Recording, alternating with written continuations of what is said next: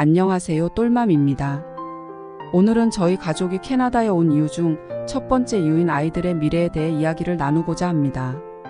저희 가족이 캐나다에 온 이유는 크게 두 가지 측면으로 나눌 수 있습니다.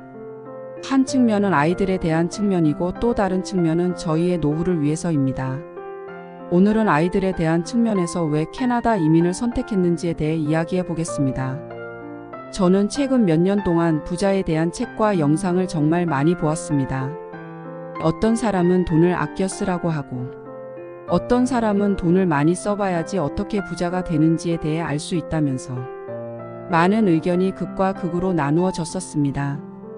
어떤 말을 따라야 하나 고민을 한 적도 있지만 제가 내린 결론은 아껴서 써도 부자가 될 수도 있고 많이 써도 부자가 될 수 있고, 모든 사람은 본인의 이야기에 따라 부자가 되었으니 부자가 되는 공식은 한 가지가 아니라는 것을 깨달았습니다.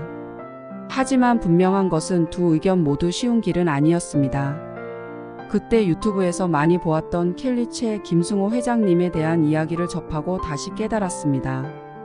그들은 본인들이 빚이 많이 있고 힘든 상황에서 역경을 극복했다고만 하는데 그 아래 깊은 곳에는 이민자의 삶을 통해 어린 시절부터 다양성에 노출이 되어 있었다는 것입니다. 그 사람들이 우리와 다른 환경에 노출되지 않고 한국에서만 살았다면 과연 성공했을까요?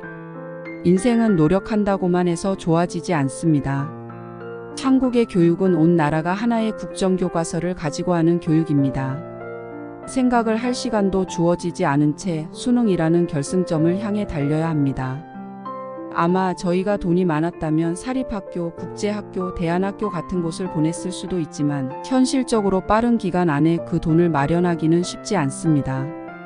제가 어린 시절 살던 곳은 다세대 주택이 있는 곳으로 월세 30만 원에 살 수 있던 곳으로 밤이면 싸우는 소리, 고성방가 소리, 경찰차 소리가 들리는 곳이었습니다. 부모님은 제가 결혼 후에도 그런 곳에서 계속 살았으면 했지만 남편은 아파트를 주장했기에 아파트 청약에 당첨된 후 이사를 갔습니다. 지역에서 좋은 아파트로 이사를 간 후 의사, 검사, 변호사, 사장 등 처음 접해보는 사람들이 이웃이 되었습니다. 그때 굉장히 다른 경험을 했습니다. 다세대 주택에서 살 때에는 주위에 독거노인도 많고 하루 종일 놀이터에 앉아서 먼 산만 바라보시는 분들이 많았습니다. 저를 만나면 부모님에게 잘하라는 소리를 하시는 분들이 많았습니다. 하지만 아파트에서 사시는 노인분들은 손녀, 손자의 학원비도 내주시고 옷도 사주시고 말 그대로 희생을 하시면서 행복해 하시는 것을 보았습니다. 다세대 주택이 있는 놀이터에는 갈 곳 없는 중고생이 진한 화장을 하고 삼삼오오 모여있는 광경을 많이 봤습니다. 아파트 놀이터에는 아이를 데리고 오는 엄마 아빠들이 대부분이었고 본인이 가져온 간식을 모르는 사이여도 나누어주고 함께 놀았습니다. 맹모 삼천지교가 왜 필요한지 알게 되었습니다. 그때 다행히 회사에서 나와서 다른 사람들과 교류할 기회가 생겼었습니다. 그 전에는 회사와 집을 오고 가기만 해서 다른 사람의 삶을 볼 수 없었는데 생각이 많이 들게 하는 시간이었습니다. 어릴 때 부모님이 되라고 했던 직업들에 종사하고 있는 다른 직업의 사람들을 만났을 때 느낀 점 중 하나는 고생한 것에 비해 생각보다 돈을 많이 벌지 못하고 나름의 고충들이 있었습니다. 의사가 되어도 개인 병원을 차리려면 10억 이상의 돈이 들고 그 후 차차 갚아야 하는 빚쟁이였습니다. 그러니 의사가 주말에도 쉬지 않고 일을 하지요. 만약 돈을 많이 번다면 주말에 나올까요? 치과를 갔었는데 병원 원장님이 대학 선배라 놀랬던 적이 있습니다. 전공하지 않던 과라 어떻게 의사가 되었냐고 물어보니 대학원을 갔다고 하더라고요. 대학원에 미국 유학까지 갈 수 있는 돈이 있는 집안이었기에 가능했더라고요. 역시 돈이 있어야지 무엇인가를 할 원동력이 됩니다. 만약 제가 공부를 잘해서 의대에 갔다면 집안 사정으로 인해 자퇴를 했을지도 모르겠습니다. 고등학교 동창인 스튜어디스 친구도 그 아파트에서 만나서 이야기를 해보니 기장이 돈을 많이 벌지 스튜어디스는 피곤하기만 한 일이라고 했습니다. 기장이 되려면 어떻게 하냐고 물어보니 미국에 있는 항공대학을 나오면 된다고 했습니다. 학비를 검색해보니 1억이었습니다. 대학 때 동창이 분명히 상경계를 졸업했는데 기장이 된 사진을 카톡에 올리는 것을 보고 신기했었는데 아버님이 대한항공 기장이었기에 어떻게 접근하는지를 알았던 것이죠. 아마 그런 길을 따라간 것 같습니다. 인생은 열심히만 하기보다는 방향과 길을 알아야 합니다. 그때 떠오르는 생각이 있었습니다. 아이들 사교육에 돈을 쓰지 않고 1억만 항공학교에 돈을 쓰면 기장이 되는 거 아닌가?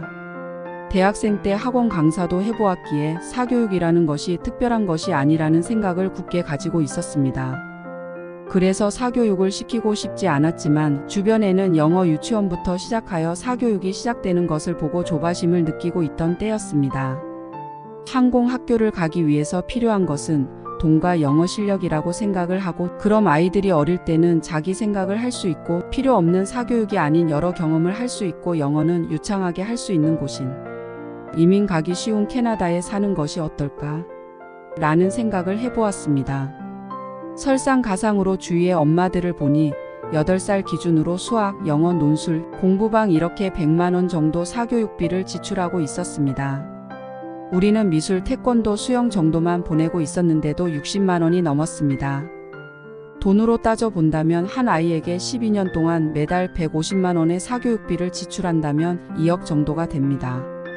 아이가 클수록 금액은 더 올라갈 것인데 이 돈을 지출하는 것이 정말 아이의 미래에 도움이 되는지 아니면 아이를 망치는 것인지 확신이 서지 않았습니다.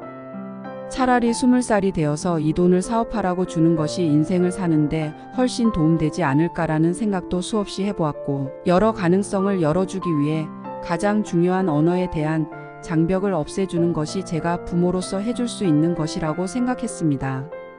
우리 아이가 선택할 수 있는 가장 최악의 상황은 한국으로 돌아가 영어 선생님이 되는 것이라는 확신도 들었습니다. 어떤 것을 선택할 때 그 선택이 잘못되었다면 최악의 상황은 원래의 상태로 돌아가는 것뿐입니다. 아이들이 부자가 되면 좋겠지만 간절히 바라지는 않습니다. 다만 인생은 선택할 수 있고 힘든 것이 아닌 즐기는 것이라는 것을 가르쳐 주고 싶습니다. 제 이야기가 이제 막 시작되지만 캐나다에서 적응이 안 되거나 하여 선택하는 최악의 상황은 한국으로 돌아가는 것뿐입니다. 이것이 실패일까요? 아이들에게는 유학의 경험이 남아있고 영어를 사용할 수 있어서 영어 공부에 시간을 낭비할 필요 없이 다른 일을 하면 됩니다. 그렇게 쉽게 생각하고 캐나다로 왔습니다. 다음 시간에는 조금 더 현실적으로 저희 부부와 이민에 대한 이야기를 해보겠습니다. 구독과 좋아요 감사합니다.